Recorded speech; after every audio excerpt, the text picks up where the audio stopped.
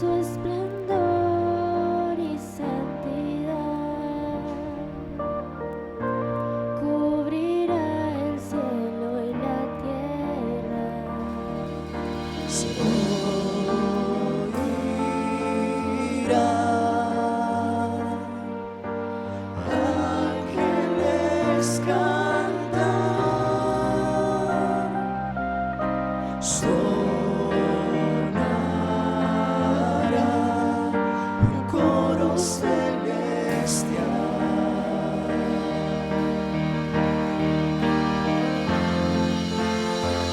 Adorad al Cordero inmolado, toda humanidad, delante de él postrados voces cantarán: Santo Dios, Santo Dios, Santo Dios. Adorad al Cordero inmolado, toda humanidad, delante de él postrados voces cantarán: Santo Dios, Santo Dios, Santo Dios.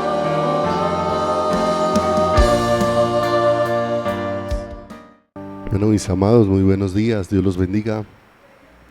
Qué bueno verles en esta mañana. Es un regalo maravilloso el que todos nosotros tenemos de parte del Creador.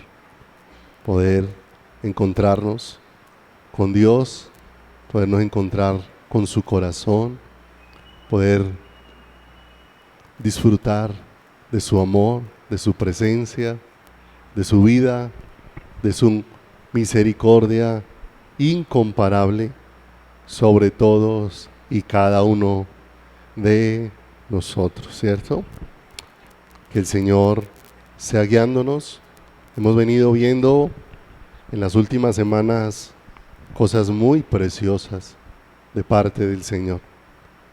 El apóstol Pablo dijo: me propuse no saber entre vosotros cosa alguna, sino a Jesucristo y a este crucificado. Y qué hermoso que Dios fue el que fue llevando a esa luz maravillosa al apóstol Pablo, y el mismo Dios que llevó al apóstol Pablo y lo guió es el mismo Dios que guía su iglesia al conocimiento de toda la verdad, a toda la realidad de quién es Él, ¿cierto? Él es quien pronunció Tetelestai, consumado es, el que cumplió todo, el que hizo posible que en aquella cruz del Calvario se dijera: todo se ha cumplido. Él es el Mesites, el único mediador entre Dios y los hombres.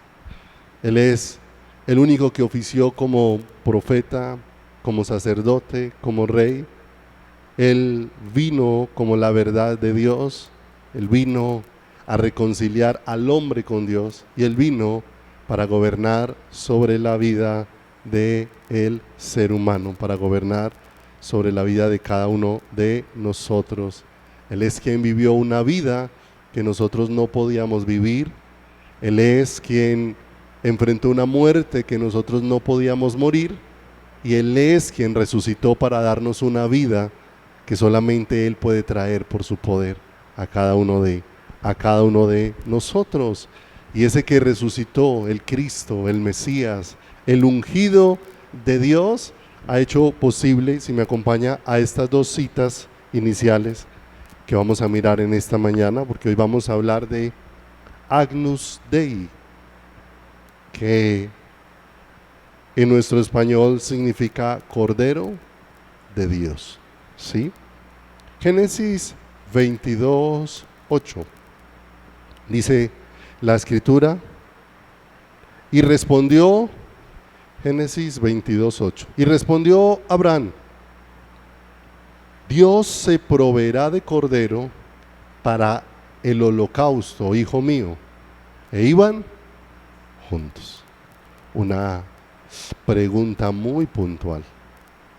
Y Juan, capítulo número 1, versículo número 29, ahí en el Nuevo Testamento. Juan 1, 29 dice: el siguiente día vio Juan a Jesús que venía a él y dijo: he aquí el Cordero de Dios que quita el pecado del mundo. ¿Qué tal se inclina su rostro ahí? Vamos a orar juntos, rogando al Señor que nos guíes. Señor, tú eres el Rey de Reyes y el Señor de Señores. No hay nada que tú no hayas hecho a través de tu Hijo que no lo hayas hecho, Señor, para reflejar de regreso a ti cada uno de nuestros corazones y para manifestar en cada uno de nosotros la gloria de quien tú eres, Señor. Y nos reúnes en esta mañana, Padre, en este lugar, Señor, para reflejar en nosotros tu naturaleza, tu vida, para reflejar en nosotros tu aliento, para reflejar en nosotros quién tú eres. Y esa es la razón por la que nos congregamos, Padre de los cielos, en pos de ti. Cristo, Dios de los cielos, ha venido a habitar en nosotros por tu poder. Y tú que eres la palabra viva, que en ti está el poder. Tú que eres la palabra que se hizo carne, en ti, Señor, está toda la capacidad para obrar en nosotros. Tú que has hecho habitar tu espíritu en cada uno de nosotros, en quien está todo el poder para hacer nuestras vidas completamente nuevas. Bendito Dios de los cielos. Es en ti y solamente en ti donde está todo el poder, Señor, y lo único débil y lo único frágil, Señor, que hay, Señor, aquí en este púlpito, es la vida del predicador, Señor. Tú eres puro, Señor, y yo tengo manchas. Señor, tú eres fiel y yo soy infiel. Tú eres santo, yo soy un hombre de labios impuros, Señor. Tú, Señor, traes una palabra infalible que va a ser expuesta por un hombre falible, Señor. Por eso rogamos tu gracia y tu misericordia, que seas tú el que obres en todos nosotros, en nuestro entendimiento, seas el que obres con tu gracia, Dios de los cielos, porque solamente tú puedes abrir los ojos de cada uno de nosotros para que, Señor, seas tú el que nos impactes con todo lo que traes de ti mismo y esa luz maravillosa, Dios de los cielos, cambie nuestras vidas de una manera poderosa, Señor. Te pedimos que nos des espíritu de sabiduría y de entendimiento y de conocimiento de tu nombre, Dios de los cielos, porque tuyos son el poder, el reino y la gloria por los siglos de los siglos. Amén y amén, Señor.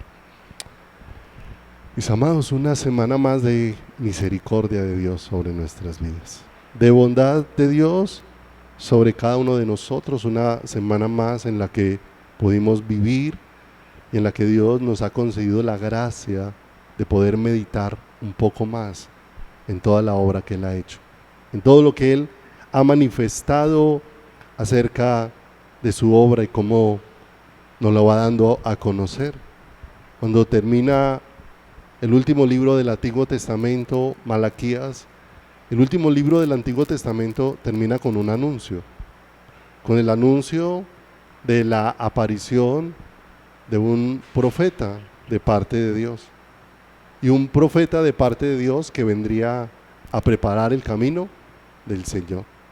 Termina el libro de Malaquías con el anuncio de la venida de Elías, y durante 400 años, conocidos como 400 años de silencio donde no hubo profeta, ¿sí? Y de pronto un día aparece en el escenario un hombre que apareció como de la nada y que apareció en el desierto con unas vestiduras bien particulares que hacía mucho tiempo los habitantes de Jerusalén no veían, y ven a un hombre vestido de piel un hombre comiendo de una manera particular, y este hombre, después de 400 años, aparece con un mensaje.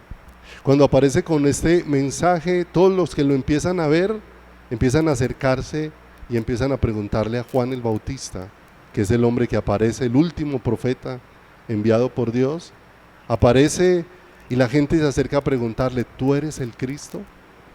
¿Tú eres el ungido de Dios? Y él abiertamente les dice a ellos: no, yo no soy el Cristo, yo no soy. Viene uno después de mí, del que yo no soy digno de desatar las correas de sus sandalias. Le preguntan entonces: ¿tú eres Elías? Y él dice: tampoco soy Elías. Y de pronto algunos dicen: ¿tú eres el profeta que Dios le dijo a Moisés que vendría y que a él oiríamos? Y él dice: tampoco yo soy ese profeta. Yo solamente soy una voz que clama en el desierto. Y yo he venido para bautizarlos en agua, pero tras mí viene uno que bautiza con Espíritu Santo y fuego. Y aparece en ese escenario de una manera tan especial un hombre que no solamente está recibiendo luz respecto de quién es él, sino que está recibiendo una luz maravillosa de parte de Dios para señalar a aquel que ha venido de parte de Dios, que ya está sobre la tierra para ese momento, que ya se ha manifestado y se va a empezar a hacer visible a los ojos ¿de quién?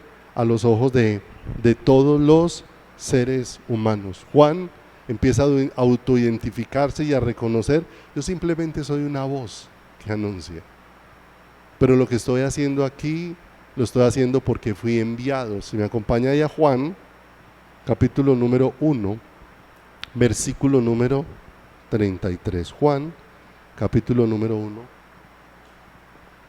en el versículo número 33. Juan fue enviado a bautizar por Dios, y el bautismo de Juan era una sombra de lo que iba a ser el bautismo que iba a ser ¿quién? Cristo.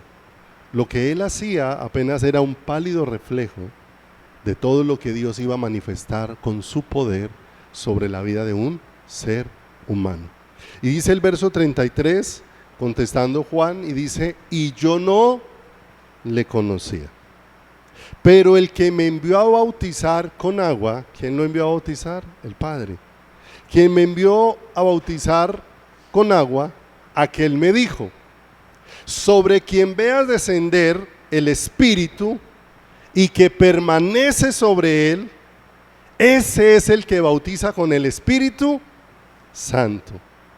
Y dice el verso 34: y yo le vi y he dado testimonio de que este es el Hijo de Dios.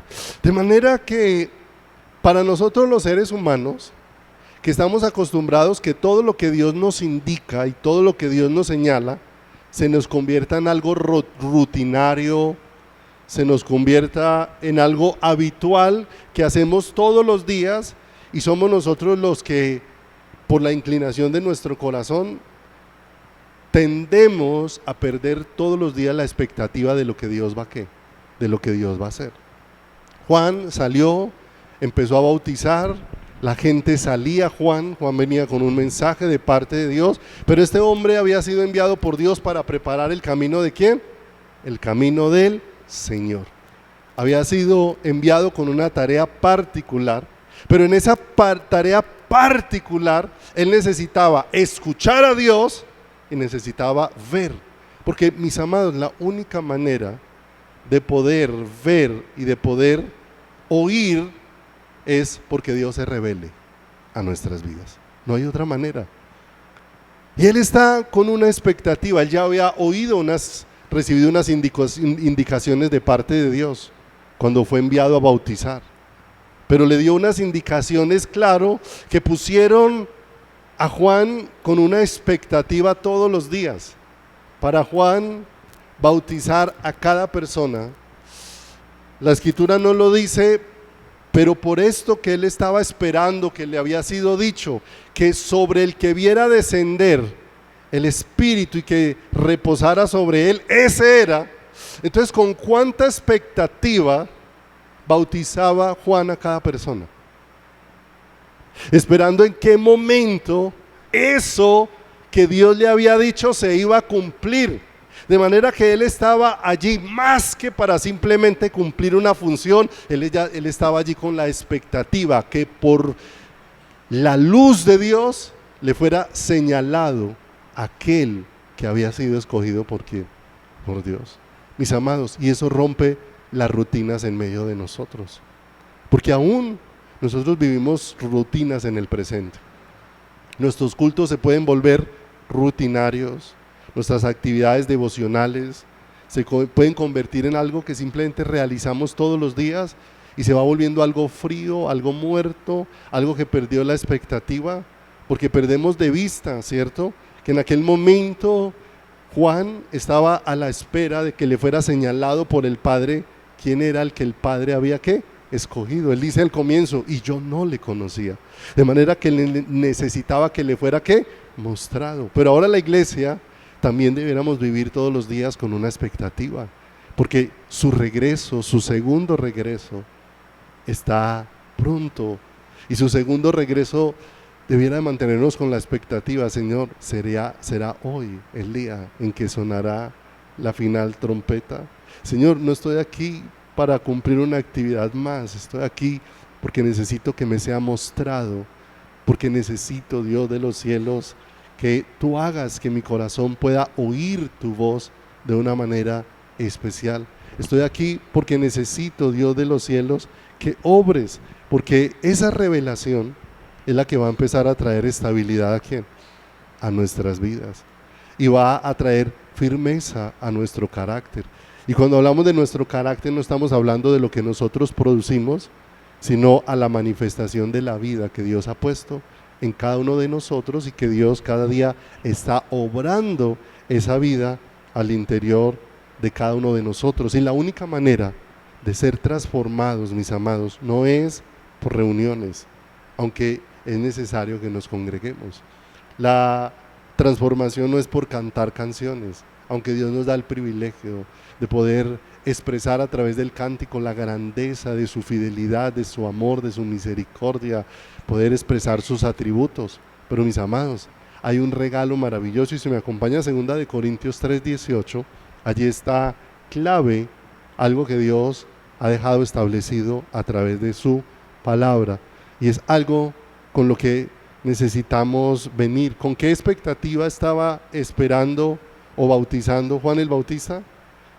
Con el momento en que se le dijera, ese es, y pudiera no solamente oírlo, sino verlo. Y pasaron las dos cosas, lo vio y lo oyó de parte del Padre, ¿sí o no? Porque vio, ahí no se dice por ninguna parte que todos los que estaban ahí vieron descender al Espíritu como paloma sobre Jesús, pero se dice de Juan y dice, lo vi. O sea, Dios hizo un milagro extraordinario. ¿En quién? En Juan. Y Juan también oyó la voz que desde el cielo decía, este es mi Hijo amado, en quien tengo complacencia. Lo oyó y lo vio, como nosotros necesitamos experimentarlo. El Evangelio necesita ser oído y necesita ser visto. Y dice 2 Corintios capítulo 3 verso 18, por tanto, nosotros ¿cuántos? Pues un llamado para todos, no es de manera exclusiva, ¿cierto? Porque hoy creemos, ¿cierto?, como nos quedamos conservando el viejo modelo que tenían los judíos allá con todo lo que Dios estableció en el sacerdocio, creemos que la iglesia sigue funcionando de la misma manera, y que entonces el Señor escogió a los pastores para que gobiernen la iglesia y para que sean los únicos que reciban luz de parte de Dios. No, en el Nuevo Testamento la Escritura dice que Dios nos escogió a todos para ser sacerdotes, y que Dios nos escogió a todos para escuchar su voz, para ver al Santo, para oír la voz de su boca. Y dice acá, por tanto, nosotros ¿cuántos? Todos tenemos ese privilegio, mirando a cara descubierta como en un espejo la gloria del Señor, somos transformados de gloria en gloria en la misma imagen como por el Espíritu del Señor. Mira lo hermoso. Se lo voy a leer en la Nueva Traducción del Viviente. Préstele atención, como dice de bonito esta versión sobre esa misma porción. Así que todos nosotros, a quienes nos ha sido quitado el velo, podemos ver y reflejar la gloria del Señor. Y el Señor, quien es el Espíritu, nos hace más y más parecidos a Él a medida que somos transformados a su gloriosa imagen. Y entonces ahí en Corintios habla de que hay un velo que ha sido quitado. Y en otra ocasión ahondaremos sobre esto, pero la Escritura va dando luz para dejarnos ver que el velo está en nuestra carne. Esta vieja naturaleza es la que no nos permite ver al Señor, ¿cierto? No era una tela la que no dejaba ver al Señor, es esa naturaleza que está completamente incapacitada para contemplar al Señor, pero Cristo vino para que esa naturaleza sea llevada a la cruz y crucificada, allí se manifieste la vida de ¿quién? De Dios en cada uno de nosotros. Y aquí habla de algo bien especial.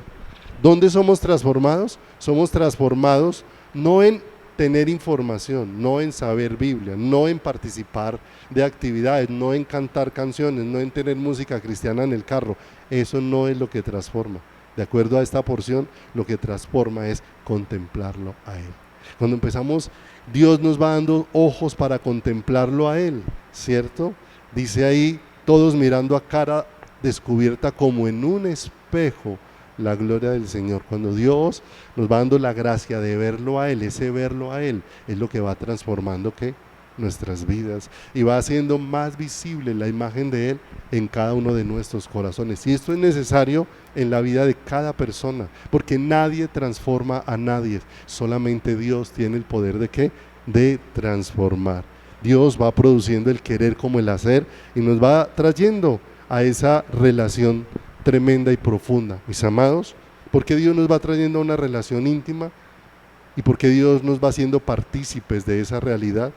Porque es la única forma donde conoceremos a Dios. Conociendo a Dios, conocemos quiénes somos nosotros y cuál es nuestra condición, pero conociendo a Dios y nuestra condición, también nos es revelado todo lo que Dios nos ha sido, todo lo que Dios nos ha provisto en la vida de su Hijo. Y quiero ponerles un ejemplo que nos va a poder ayudar a entender un poquito esto, porque como nosotros esperamos mucho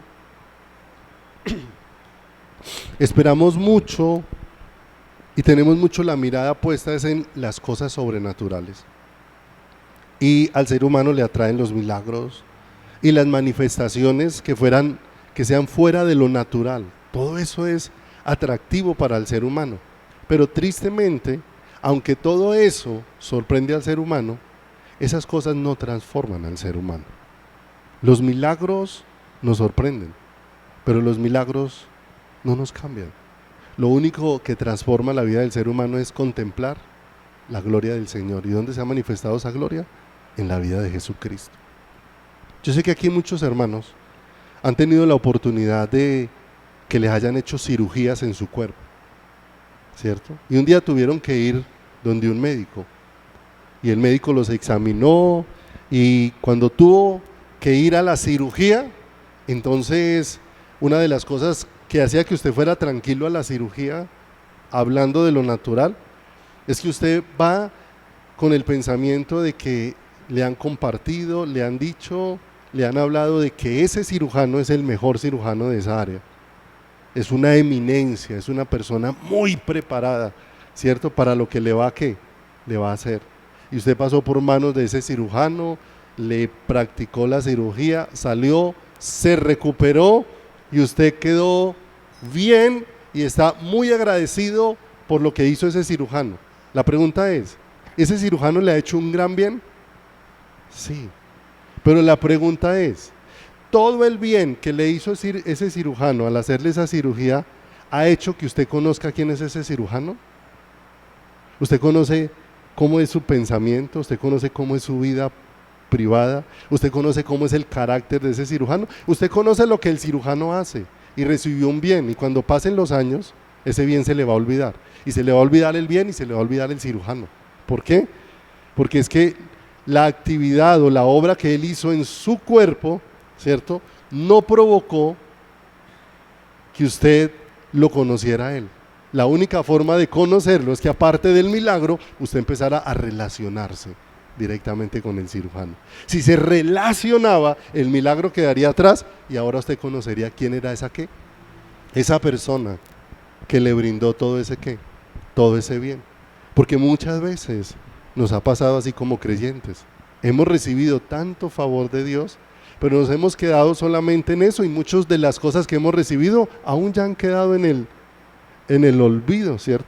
Y tristemente a veces eso es lo único que la iglesia sabemos de Dios. Lo único es que me hizo un milagro, pero no sé más, ¿cierto? Y ahí es donde Dios nos va trayendo a este contemplar, nos va atrayendo a esta necesidad de donde somos cambiados y transformados en su misma imagen. Allí donde Dios nos va trayendo a conocerle. Por eso esta es la vida eterna, que te conozcan a ti. Cuando empezamos a conocer la vida, cuando empezamos a conocerlo a Él. Cuando empezamos a conocerlo a Él, empezamos a conocer todo lo que Dios ha puesto en cada una de nuestras vidas, en un depósito especial. Porque es fácil definir muchas cosas acerca del Cordero de ¿quién? Al Cordero de Dios, pero no conocerle de manera íntima. Para conocerle de manera íntima, como veíamos en la vida de Pedro, necesitamos revelación. Necesitamos no simplemente estar entre la multitud. Cuando Jesús vino, entre la multitud había mucha clase de gente. Había gente que solo seguía a Jesús en la multitud y hacía parte de la multitud, pero había otras personas que en medio de la multitud no quisieron simplemente estar en la multitud, ¿cierto? Recuerdan la mujer de flujo de sangre, que en medio de la multitud ella no simplemente quería estar en la multitud, ella experimentó las cuerdas de amor del Señor atrayéndola de una manera impresionante hacia su corazón en medio de la multitud. Así que en medio de la multitud ella no se sintió simplemente siguiendo hacia donde iban todos, ella sintió su corazón íntimamente atraído hacia el Salvador. Y se abrió espacio, aunque tenía temor en su corazón por todas las connotaciones que tenía la impureza que producía permanecer con un flujo de sangre, el poder acercarse a una mujer a tocar a un hombre, pero fue tanto el deseo que Dios puso en su corazón que se rompieron todos esos esquemas hasta que llegó y si tan solo tocara el borde de su manto. Pasó algo al interior de esta mujer, no estaba ahí simplemente para pasar el culto, para pasar la reunión. El Señor pasó con toda la multitud y aunque toda la multitud iba ahí, tal vez entretenida con muchas cosas, pasaron junto a un hombre ciego llamado Bartimeo, que aunque no veía con sus ojos físicos, Dios empezó a darle vista en sus ojos espirituales y empezó a clamar con todo su corazón: Jesús, Hijo de David, ten misericordia de mí.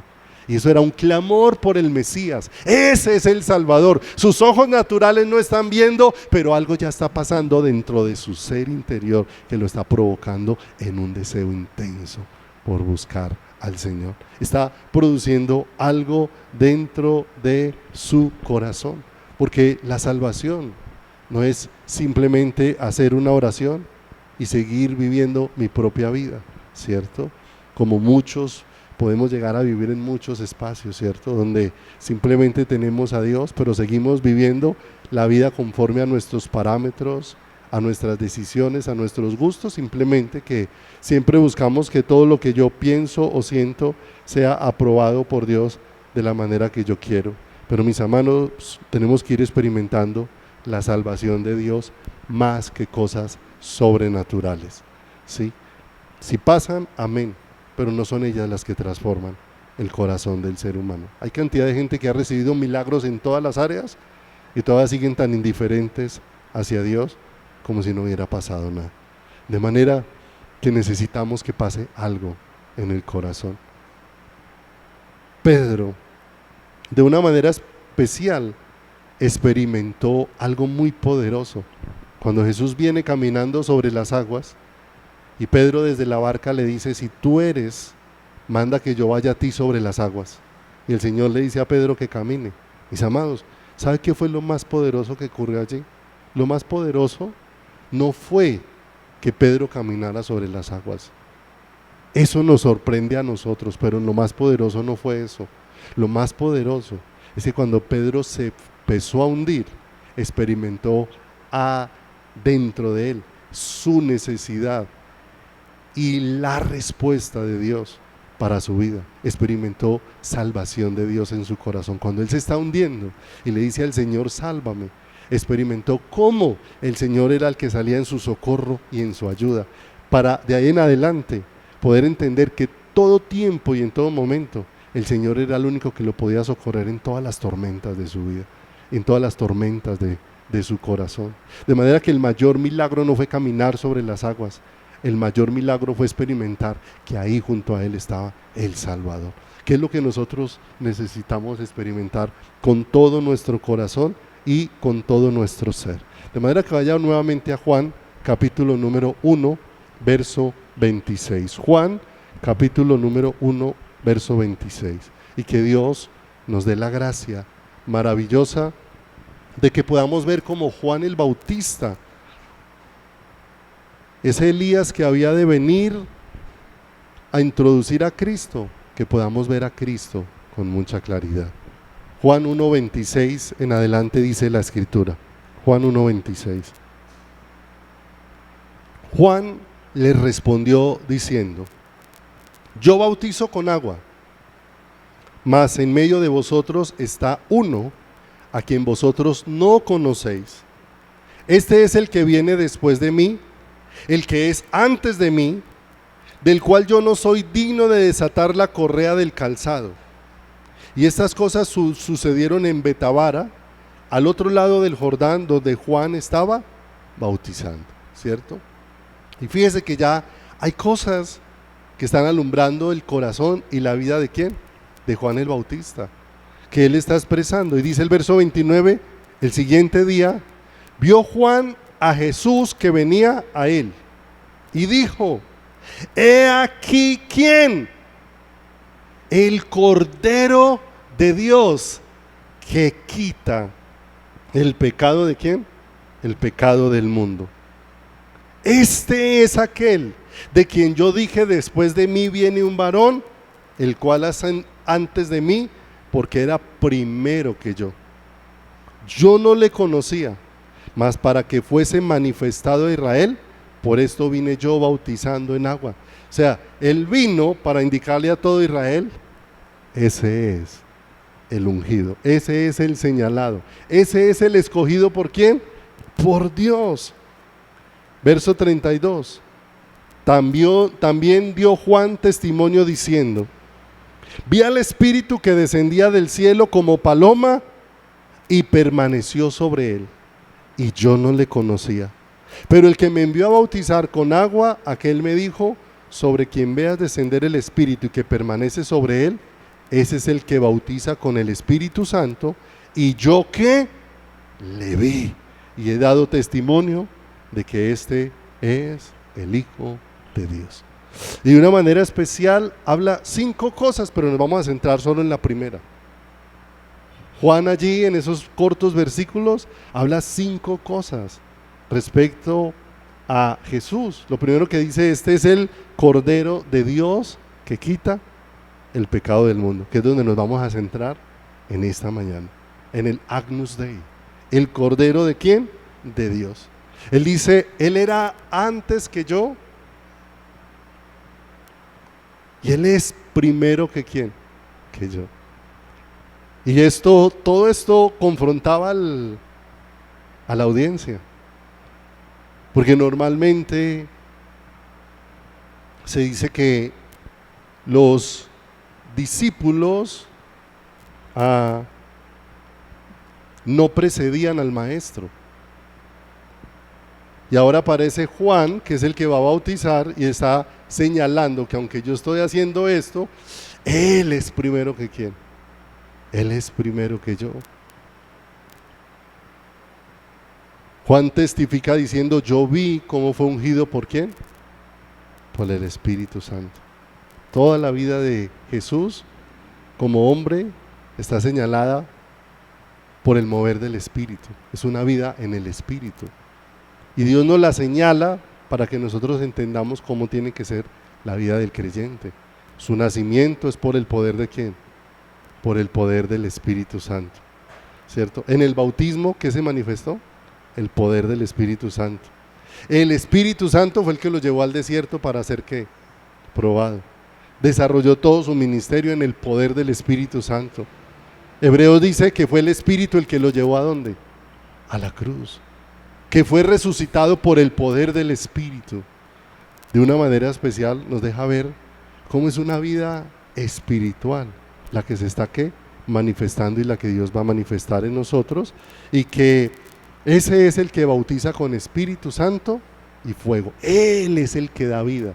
Y por último dice, y este es el Hijo de Dios. Pero nos vamos a centrar en lo primero que él dice ahí, y es, este es el Cordero de Dios.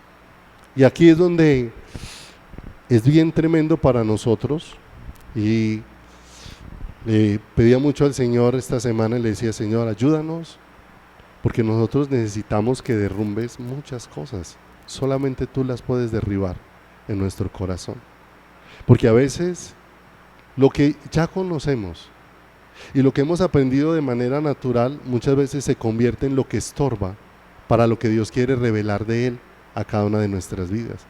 ¿Por qué? Porque muchas veces solamente queremos verlo desde nuestra perspectiva, y muchas veces qué especial que nos acerquemos a las Escrituras y le digamos, Señor, no quiero acercarme con nada de lo que he aprendido, quiero acercarme, Señor, y que tú empieces a enseñarme, porque muchas veces uno se acerca a la Escritura con todos los conceptos que ha aprendido de todo el mundo, y se acerca mirando todo desde ahí, y eso produce cierta ceguera que no me deja ver lo que Dios quiere lo que Dios quiere mostrar.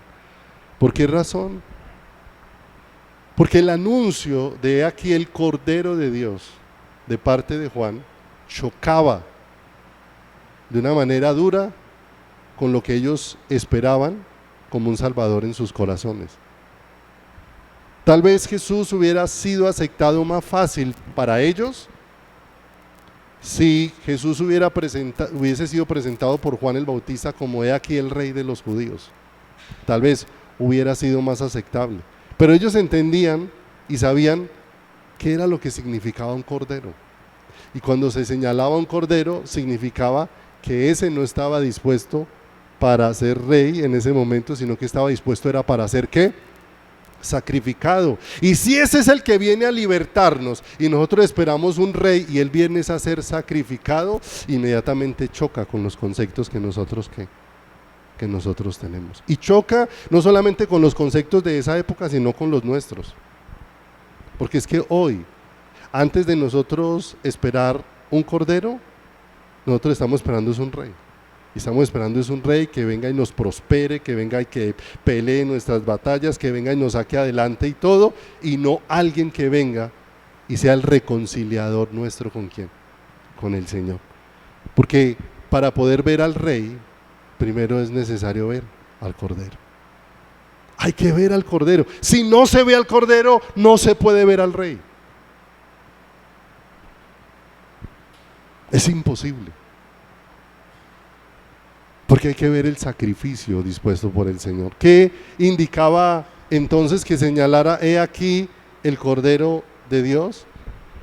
Que quita y empezó a abrir los límites. Mire, rompía muchas cosas. Recuerde que el pueblo judío se consideraban que el pueblo de Dios eran ellos y no más. El que no pertenecía a ese pueblo no pertenecía a Dios. Y ahora no se les dice este es el Cordero que quita el pecado de Israel, sino que es el Cordero que quita el pecado ¿de quién? Del mundo. Otro choque que empieza a romper contra la forma religiosa en que nosotros abordamos las cosas de quién. Las cosas de Dios. Gloria a Dios que la salvación le pertenece a nuestro Dios y no a ninguno de los seres humanos, porque si no nosotros dejaríamos a muchos por fuera, ¿cierto? O es más, nos dejarían por fuera a nosotros, pero gloria a Dios que la salvación solamente pertenece a ¿quién? Al Señor, ¿sí? Lo voy a poner a hacer un ejercicio ahí en su Biblia y quiero por favor que sea muy juicioso con lo que vamos a hacer. Abra por favor Génesis, por favor, capítulo número 22, Génesis 22. Y téngalo ahí abierto. Y al mismo tiempo, por favor, abra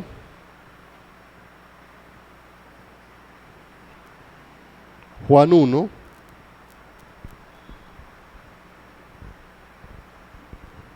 Ya le voy a decir el versículo.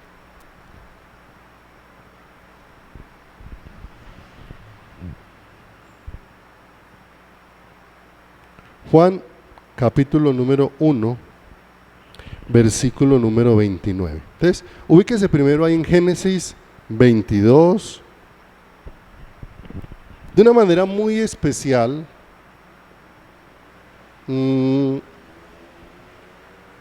vamos a hacer algo con estos dos versículos. Primero, el Señor lleva a un hombre llamado Abraham y le dice que suba a su hijo a un monte, que lo sacrifique.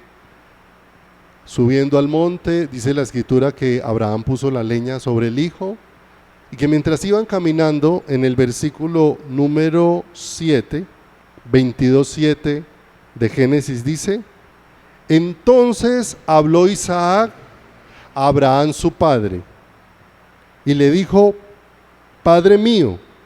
Y él respondió: heme aquí, mi hijo. Y él dijo: he aquí el fuego y la leña, mas ¿dónde está el cordero para el holocausto? ¿Cierto?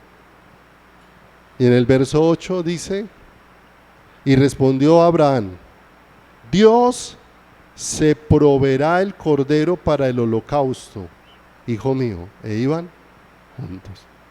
¿Cierto? ¿Cuál es la pregunta con que termina el verso 7? ¿Dónde está el cordero para el holocausto? ¿Sí o no? Ahora una ese versículo 7 con el verso 29 de Juan. Y es algo, me estremecía a mí el corazón poder verlo. Porque dice el verso 29, el siguiente día vio Juan a Jesús que venía a él y apareció la respuesta: ¿dónde está el cordero para el holocausto?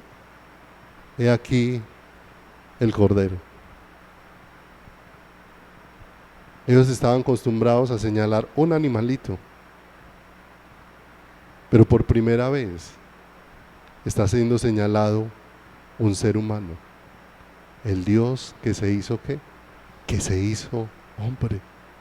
Y encontrar dónde está el cordero para el holocausto y decirlo: he aquí el cordero. He ahí, está señalando la vida de ¿quién? Está señalando la vida de una persona. La escritura no da muchos detalles de cuánto vio Abraham, de cuánto entendió Abraham de lo que estaba pasando ese día cuando subió al monte Moriah.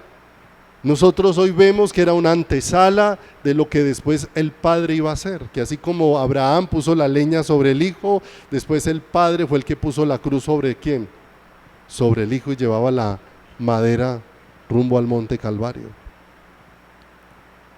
No sabemos cuánto entendió Abraham, o antes del sacrificio, o durante el sacrificio, o después del sacrificio.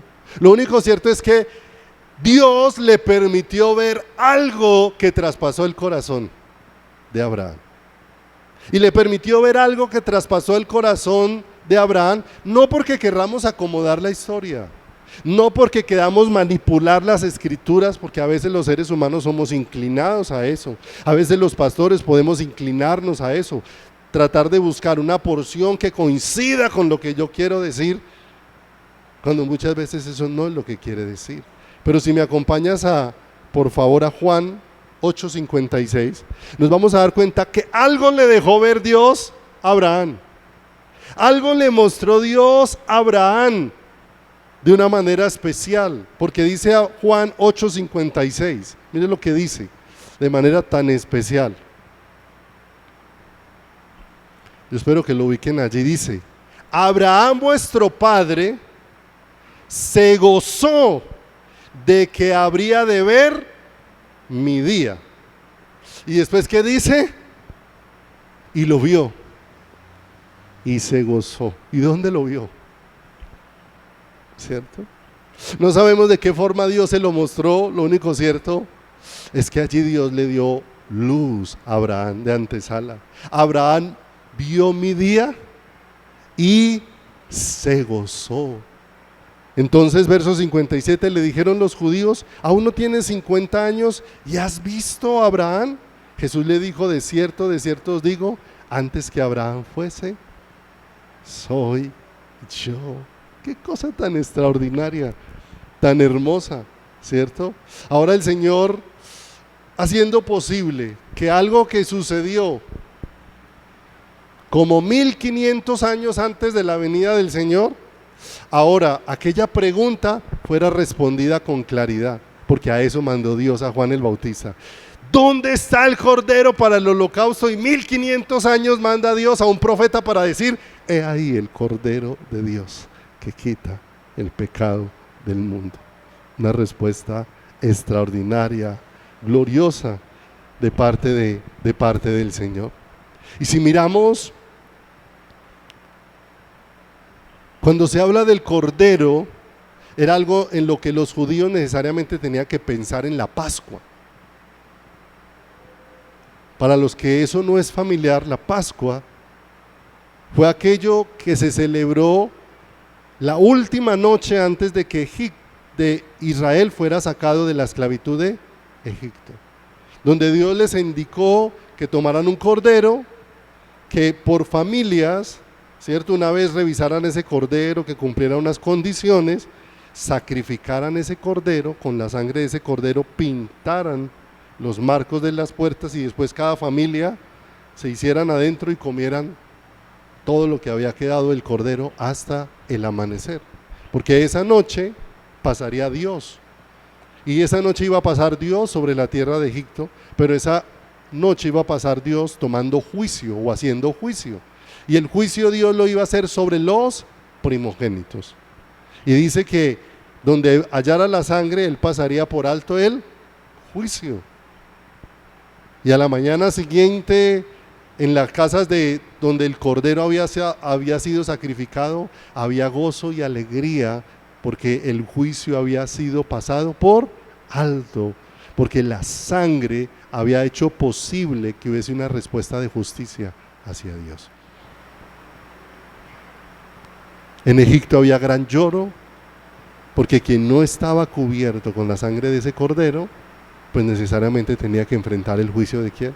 El juicio de Dios. Ahora, que aparezca señalado: he ahí el cordero de ¿quién? De Dios. Y entonces nos vamos a un escenario que es bien particular, porque el Señor va a celebrar la Pascua con los discípulos.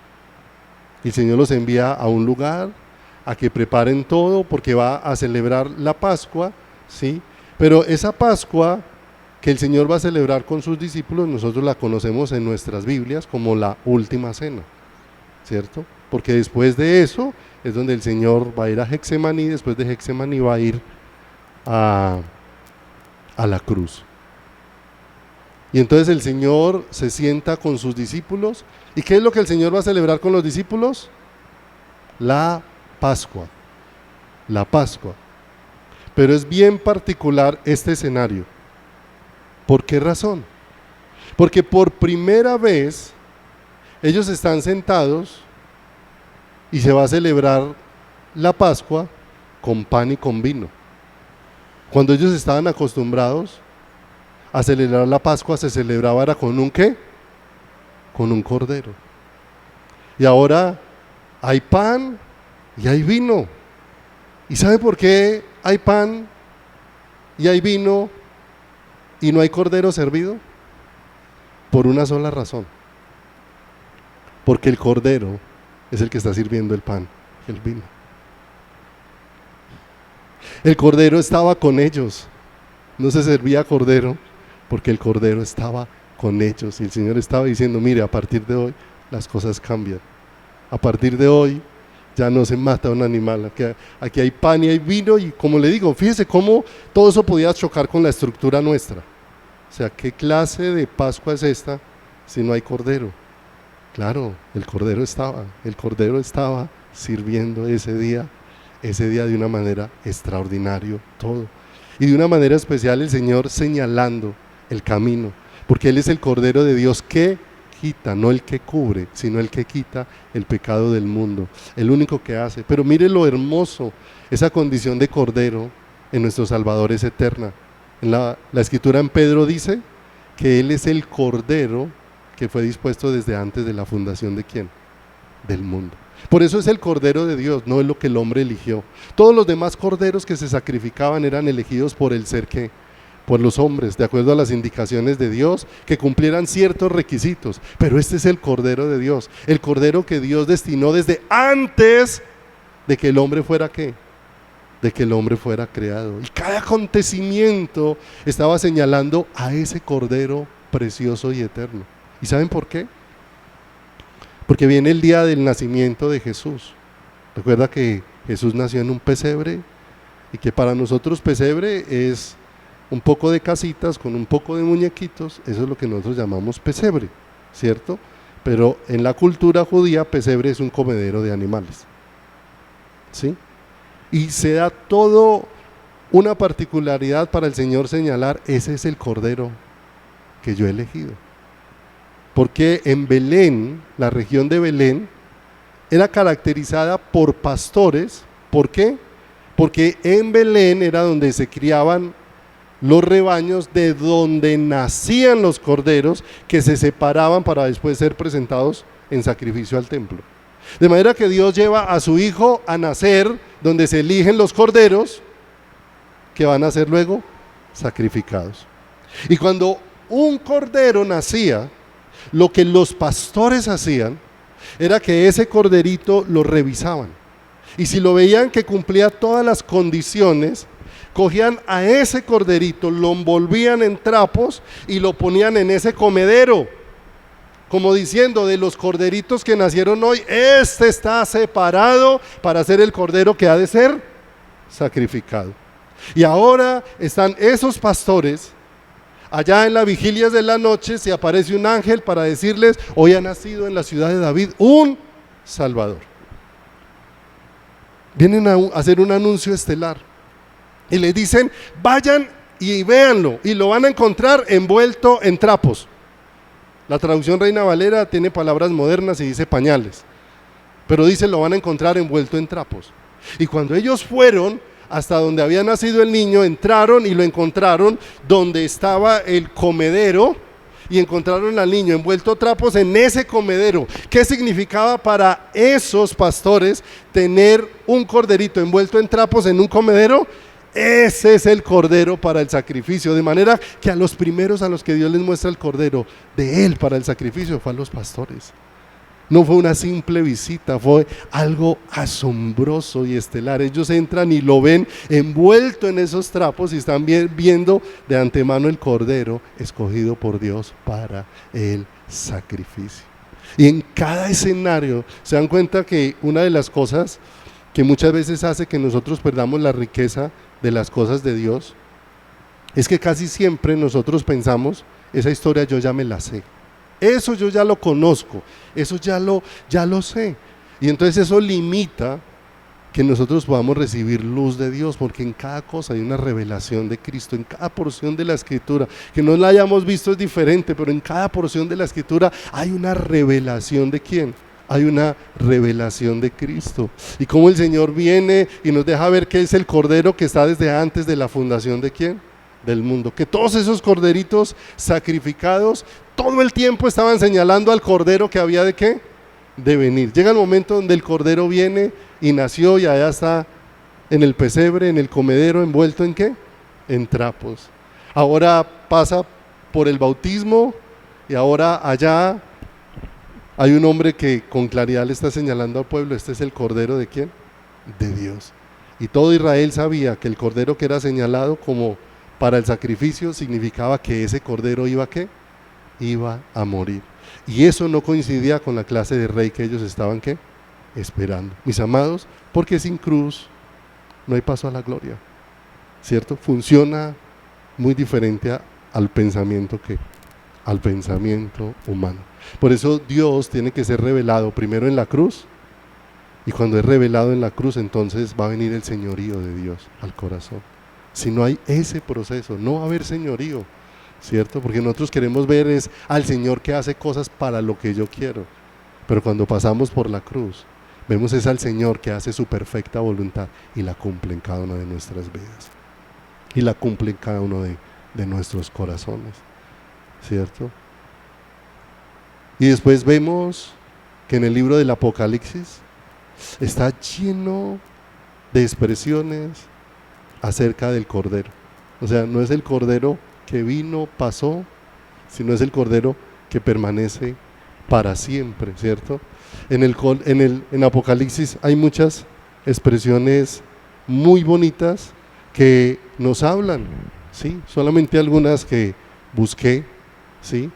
Nos habla de el Cordero apareciendo por toda la eternidad, y la Apocalipsis habla de la cena de las bodas del Cordero. Apocalipsis se refiere a la iglesia que fue salva como a la esposa del Cordero, ¿cierto? Se habla de que el Cordero tiene un libro, el libro de la vida del Cordero. Todo eso lo van a encontrar en Apocalipsis, lo pueden buscar en su casa cuando vayan, donde están escritos todos los redimidos, aquellos por los cuales Él dio su sangre. Se habla de el trono de Dios, el trono del Cordero, ¿sí?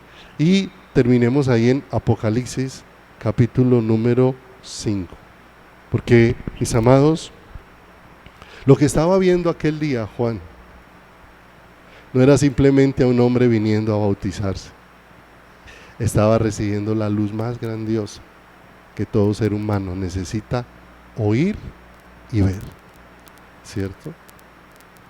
Abraham vio mi día y se gozó, y apenas estaba viendo una sombra de lo que había, y solo la sombra le produjo un gozo impresionante en su corazón.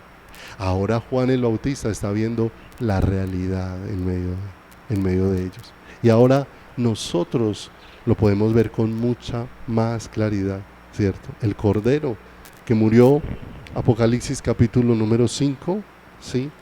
Apocalipsis, ubíquese allí en el capítulo número 5.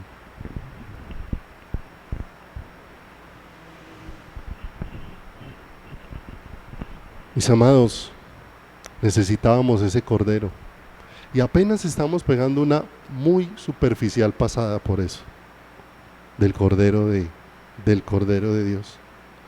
Porque Dios no se ha complacido en Adán, Dios se ha complacido en la vida de su Hijo, y todo el tiempo, todo lo que se dispuso señalaba a eso.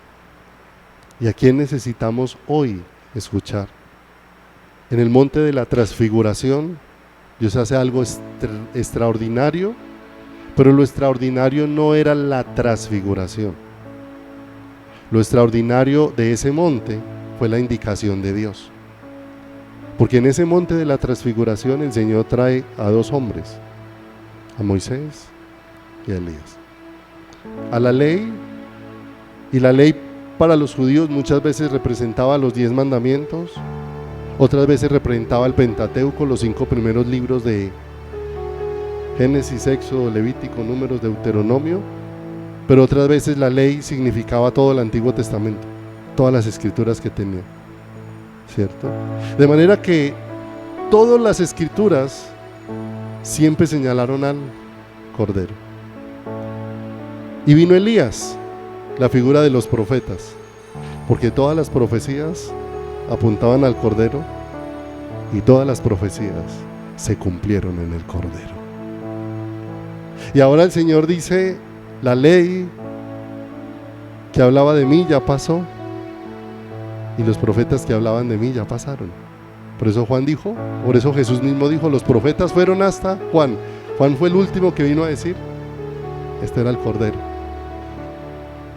Y ahora cuando Jesús dice eso, aparece una voz desde el cielo y dice, este es mi hijo amado, y dice algo especial: a él oíd. Ya no tienen que oír a los profetas, ya no tienen que oír a la ley, ahora tienen que oír al Cordero que fue inmolado en la cruz del Calvario. A ese es el que ahora hay que oír. Y oirán la voz del Hijo, y los muertos vivirán, dice la Escritura, de una manera muy especial. De manera que Dios no se ha complacido en Adán, sino Dios se ha complacido en el Hijo, que es el postrer Adán, en el único en el que Dios ha dicho: en quien tengo toda mi complacencia. Mis amados, cuando este Cordero murió, fue saldada nuestra deuda. Fuimos puestos en paz con Dios. Cuando este Cordero murió, el infierno tembló. Y Él desarmó los poderes de las tinieblas en su momento de mayor debilidad. Desarmó el poderío, la fuerza y la autoridad del reino de las tinieblas. Cuando lo enterraron en una tumba prestada y usada solo por 3 días, resucitó y selló el cumplimiento de todo. Ningún cordero que había sido sacrificado había vuelto a la vida, pero este cordero resucitó, y resucitó para ser el cordero de eterna redención para cada uno de nosotros y para cada uno de nuestros corazones. De manera que cuando Él es el cumplimiento de todo, terminaron todos los oficios sacerdotales del Antiguo Testamento, terminaron todos los sacrificios, se cumplieron todas las profecías, y ahora sí, el verdadero Rey llegó. Porque el Rey, antes de venir a gobernar, tenía que pasar por una cruz. Por eso, si no estamos dispuestos a verlo como Cordero, será imposible verlo como Rey en nuestras vidas y en nuestro caminar. En el momento de su mayor debilidad como hombre, vino a quitar la imposibilidad que había en nosotros. Vino a llevarnos de regreso a la tierra prometida. Cuando el hombre no podía volver al Edén, el Edén vino a nosotros. Cuando el hombre no pudo entrar a la tierra prometida, la tierra prometida vino a nosotros. Cuando al hombre le fue imposible ir al cielo, el cielo vino hasta nosotros. Él se hizo hombre. He ahí el Cordero de Dios que quita el pecado del mundo, el que te limpia, el que te hace justo, el que quita la culpa, el que arranca el dolor, el que sacia de bien tu boca de manera que te rejuvenezcas, el que hace que todo tu ser rebose con su plenitud. Y va entonces conmigo a Apocalipsis 5 para terminar en esta preciosa mañana. Dice, leamos desde el verso número 1, 5, 1. Y vi en la mano derecha del que estaba sentado en el trono un libro escrito por dentro y por fuera, sellado con 7 sellos. Y vi un ángel fuerte que pregonaba a gran voz: ¿quién es digno de abrir el libro y desatar sus sellos? Y ninguno, ni en el cielo, ni en la tierra, ni debajo de la tierra, podía abrir el libro, ni aún mirarlo. Y dice el verso 4, refiriéndose a Juan, y dice: y lloraba yo mucho, porque no se había hallado ninguno digno de abrir el libro, ni de leerlo, ni de mirarlo. Y uno de los ancianos me dijo: no llores. No llores. Y le va a mostrar ahora en el cielo, de una manera extraordinaria,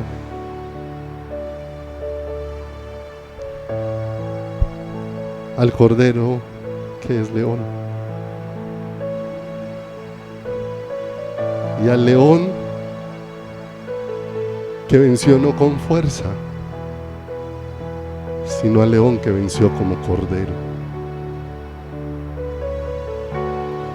Dice ahí: Verso 5, y uno de los ancianos me dijo: no llores, he aquí el león de la tribu de Judá, la raíz de David, ha vencido para abrir el libro y desatar sus 7 sellos. Y miré y vi en medio del trono y de los 4 seres vivientes, cuando le dijo: he aquí al león, que estaba buscando un león. Y cuando empezó a mirar, ¿con qué se encontró? Con un cordero.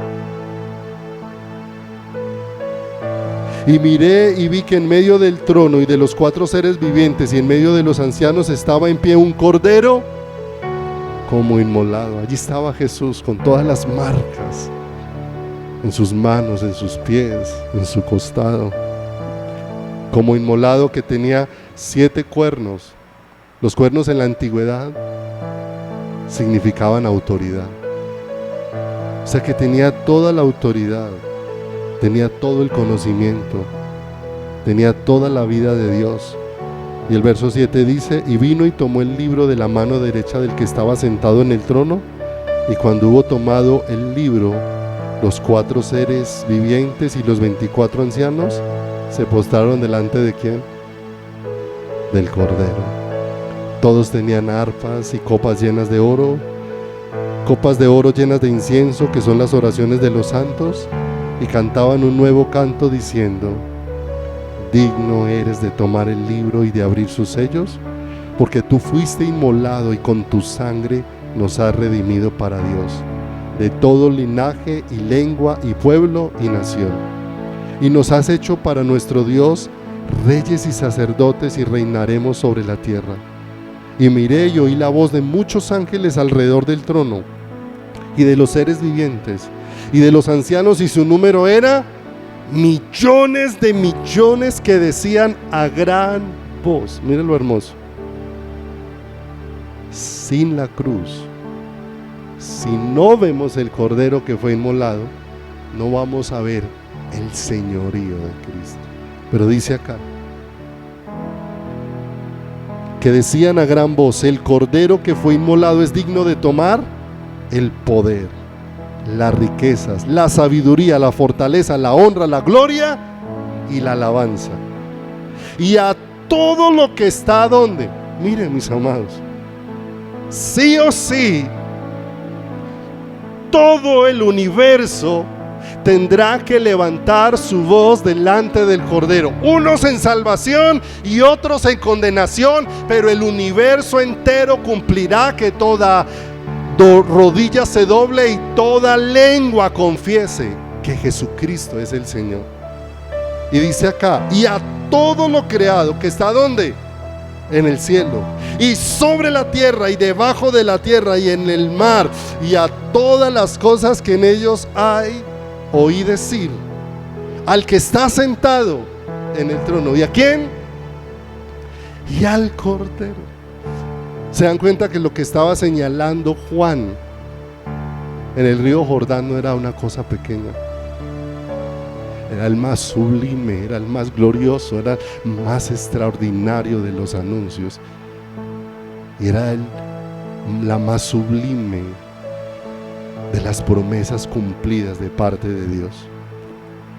Y al que está sentado en el trono y al Cordero sea la alabanza, la honra, la gloria y el poder por los siglos de los siglos. Y los 4 seres vivientes decían amén, y los 24 ancianos se postraron sobre sus rostros y adoraron al que vive por los siglos de los siglos. Y nosotros, de una manera tan especial, en esta mañana podemos celebrar la Santa Cena, ¿cierto? Y podemos celebrar al Cordero que fue sacrificado, pero ya no celebramos matar a un cordero. Lo que celebramos es que ahora la vida del Cordero ha hecho posible que tú y yo podamos disfrutar de la comunión que el Hijo tiene con el Padre, y podamos disfrutar de esa relación gloriosa de parte de ¿quién? De parte del Señor. De manera que, mis amados, como ocurrió en aquella última cena, ¿dónde está el Cordero? El Cordero estaba con ellos. Y la pregunta es: ¿dónde está el Cordero? El Cordero está en nosotros, habita en nosotros, es la vida que nos ha sido dada de una manera extraordinaria. Vamos a orar.